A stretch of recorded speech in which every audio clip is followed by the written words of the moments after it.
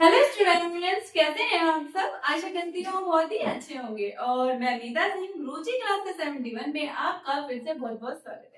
देखिए, आपको पता है हम अपने कर रहे थे, क्या कर रहे थे, हम अपने संविधान में कर रहे थे भाग। मैंने आपको अनुसूची भी कराई है, तो प्लीज आपने अगर क्लास नहीं देखी तो प्लीज देख लीजिएगा संविधान का। देखिए, मैं आपको सारा ही क्वेश्चन कराऊंगी, मतलब कुछ भी ऐसा क्वेश्चन नहीं होगा जहां से आपको इससे मेरी क्लास से क्वेश्चन ना मिले। मेरी पूरी कोशिश यही है, प्रीवियस ईयर को ध्यान में रखते हुए मैं आपको एक कंटेंट करा रही हूँ। तो जहां से देखिए, मैं मोस्ट इम्पोर्टेंट, मैं ऐसा कुछ चीज नहीं छोड़ती कि जहां से, अब तो आपको पता है सारा ही पढ़ना होता है ज्यादातर, तो क्योंकि जो क्वेश्चन है वो काफी डीपली हमारे पूछे जा रहे हैं। तो इसलिए मेरी पूरी कोशिश रहेगी, संविधान आपको मैं पूरा बहुत ही अच्छे से कराऊंगी। अगर आप वीडियो देख रहे होंगे, अगर आपने वीडियो नहीं देखी है मेरी स्टार्टिंग से, तो आप स्टार्टिंग से देख लीजिएगा और आप क्वेश्चन प्रीवियस ईयर भी देख लीजिएगा कि आपको वहां से क्वेश्चन मिलते हैं या नहीं मिलते। तो देखिए, मैंने आपसे जो भाग की बात की थी, भाग मैंने आपको कितने बता दिए थे, मैंने भाग आपको 9 बता दिए थे।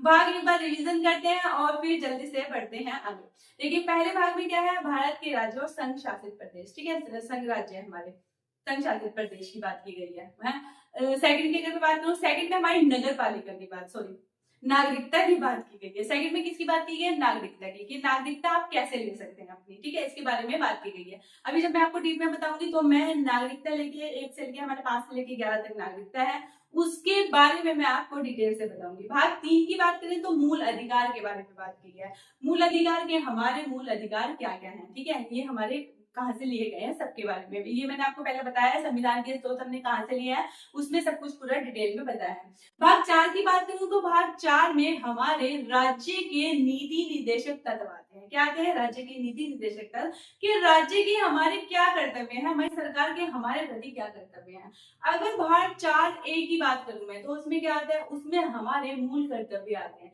कि हमारे मूल कर्तव्य क्या है, कि हमारे सरकार के प्रति, कि हमारे कुछ कर्तव्य हैं, सरकार के भी हमारे प्रति कर्तव्य है।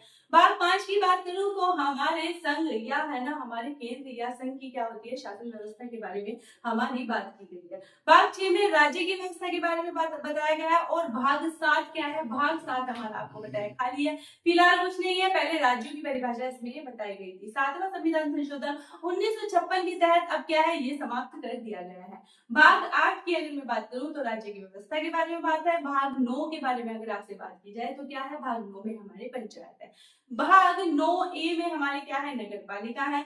और भाग 9B में हमारी क्या है, सहकारी समितियां हैं। ठीक है, सहकारी समिति हमारे पहले नहीं थी। 97वां संविधान संशोधन हमने 2011 के तहत सहकारी समिति यानी कि भाग 9B जोड़ा।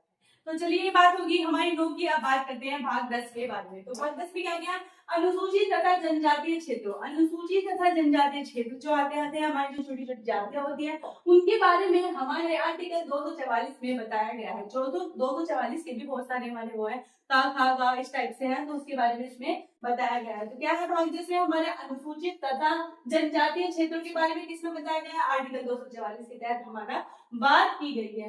बात करूं भाग, यहाँ पर भाग हमारे 10 की बताइए। भाग 11 की बात की जाए तो भाग 11 में क्या है, भाग 11 में हमारे संघ और राज्यों के बीच संबंध, संघ और राज्यों के बीच हमारे संबंध कैसे हैं, इसके बारे में बात करता है। इसके बारे में हमारा बात करता है भाग 11। इसके कौन से आर्टिकल से कौन से आर्टिकल के तहत आते हैं, तो ये आते हैं हमारे 243 से लेके 263 आर्टिकल के। कब तक आते हैं, 243 से लेके 200 हमारे कितने 63 आर्टिकल तक।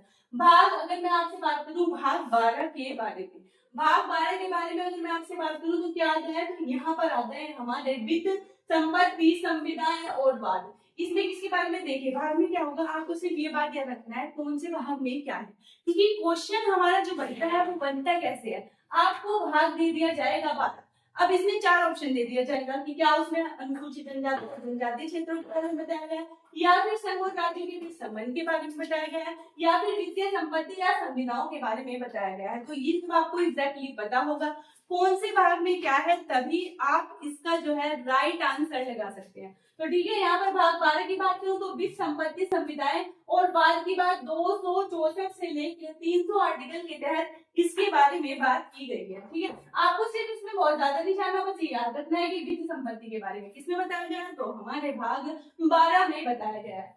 बात करती हूँ मैं भाग किसकी, भाग 13 की बात की। 13 में क्या है, देखो राज्यों के भीतरी व्यापारिक, ठीक है, राज्यों के भीतर व्यापारिक क्षेत्र, राज्यों में कौन कौन से व्यापार हो रहे हैं, व्यापारिक क्षेत्र के बारे में उसकी फुल जानकारी किसमें बताई गई है, ये हमारे भाग बताता है, भाग 13। भाग 13, और देखिए आप एक बात याद रखिए, आपको जो बनाना है वो है ना इस तरह से क्वेश्चन आएगा, यानी कि आपको ये रोमन नंबर पता होना चाहिए कि क्या लिखा है। इस तरह से नहीं आता, जैसे हम लिखते हैं 11 12 13 14, इस तरह से नहीं पूछता वो। तो देखिए कभी कभी क्या होता है, हमें डाउट हो जाता है, हमें ये नहीं याद रहता कि ये कैसे बनता है, ऐसा भी हो जाता है। देखिए एक बहुत सी बात, जैसे मान लीजिए आप रोमन नंबर से आप बहुत दूर है या आपको याद नहीं है, तो प्लीज ये चीज आप ध्यान रखिएगा, आपको रोमन नंबर से ये याद करने हैं, क्योंकि एग्जाम में क्वेश्चन इसी तरह से बनता है, वो वहां पे ऐसा नहीं लिखता कि 12 13 14, वो इसे रोमन नंबर में ही ऐसे लिखेगा। ठीक है, तो इस बात का ध्यान रखिएगा, एग्जाम में इससे हमारी क्या होती है, गलती हो जाती है इस बारे में। मध्य की बात होगी, बात करते हैं भाग 14 के बारे में। भाग 14 में हमारे क्या बताया गया है, तो 14 हमारी बात करता है केंद्र और राज्यों के अधीन सेवाएं। किसके बारे में बात करता है कि केंद्र और राज्यों के अधीन सेवाओं के बारे में हमारे कौन बात करता है, तो वो बात करता है हमारा भाग 14। कौन से आर्टिकल के तहत आता है, तो ये आता है हमारा 308 से 323 के बीच, 308 से 323 के बीच कौन सा आता है, भाग हमारा 14 आता है। आर्टिकल की अगर मैं बात करूं, आर्टिकल में आपको इसके बाद में आपको आर्टिकल ही कराऊंगी सारे, ठीक है, सारे नहीं मतलब बहुत ज्यादा, वो वाले आर्टिकल कराऊंगी जिससे हमारे क्वेश्चन बहुत ज्यादा बनते हैं, वो वाले आर्टिकल आपको कराए जाएंगे। बात करूं भाग 15 के बारे में, भाग 15 में क्या दिया गया है, निर्वाचन। निर्वाचन क्या है, 200 हमारा 324 से लेके और 329 तक हमारा निर्वाचन। आपको पता है हमारे यहाँ किसी ना किसी चीज का ना इलेक्शन होता ही रहता है, ठीक है, हमारा क्या है अभी इसका है, एक ना निश्चित चीज दिया। आपने देखा है हमारे यहाँ हर चीज की क्या है, पार्टी इसके बारे में बात कर रही है, वो पार्टी उसके बारे में बात कर रही है, वो नेता उसको कुछ कह रहा है, उसको ये ही चलता रहता है हमारे यहाँ पूरे दिन। जो मेन टॉपिक हमारे मुद्दे हैं ना, उससे तो सबका ध्यान भटका रहता है, बस इसने ये कह दिया, उसने उसे ये कह दिया, इसी में ही हमें जनता को क्या कहते हैं, उलझाए रहते हैं सारे।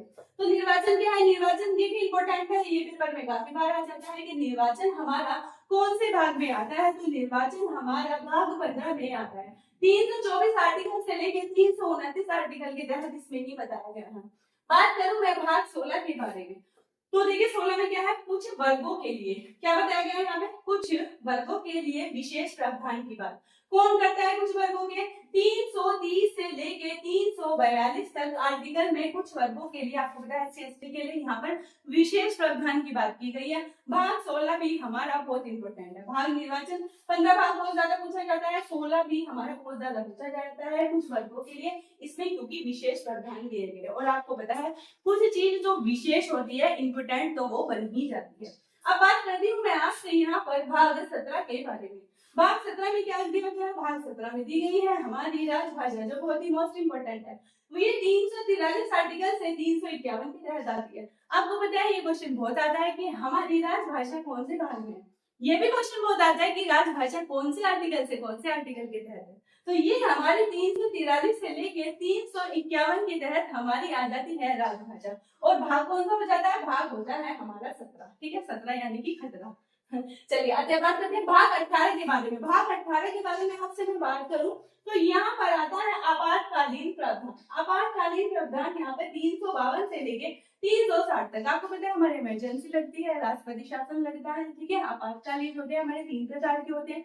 तो अगर कोई यहाँ पर आपातकाल प्रावधान यानी कोई ऐसी स्थिति बने, युद्ध की स्थिति बने, या फिर संविधान फेल हो, या फिर सरकार फेल हो, उसमें हमारे क्या होता है, ये इमरजेंसी लगाई जाती है। मोस्ट इंपोर्टेंट है, जब मैं आपको पढ़ाऊंगी तो इसके बारे में डिटेल में बताऊंगी। बात करते हैं भाग 19 के बारे में। भाग 19 में क्या दिया है, प्रकीर्णन, ठीक है, मिसलेनियस बोलते हैं ऐसे प्रकीर्णन को।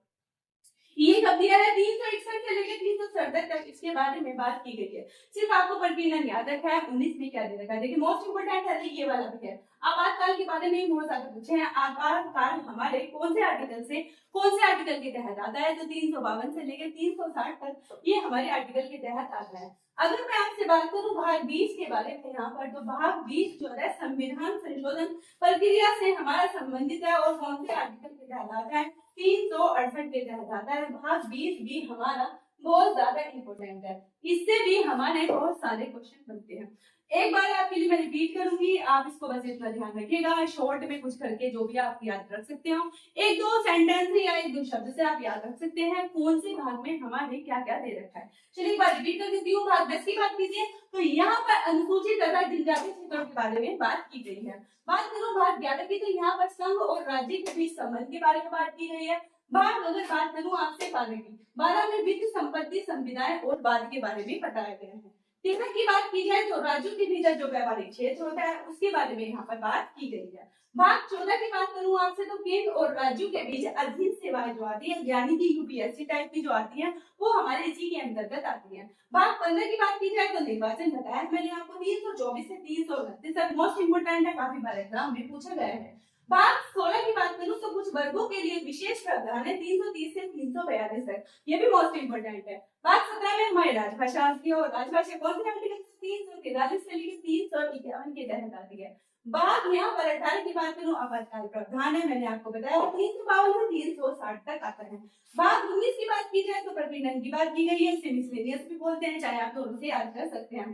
361 से लेकर 367 में इसके बारे में बताया गया है। और भाग 20 की बात करूं तो संविधान संशोधन प्रक्रिया है जो हमारी 365 में बताई गई है।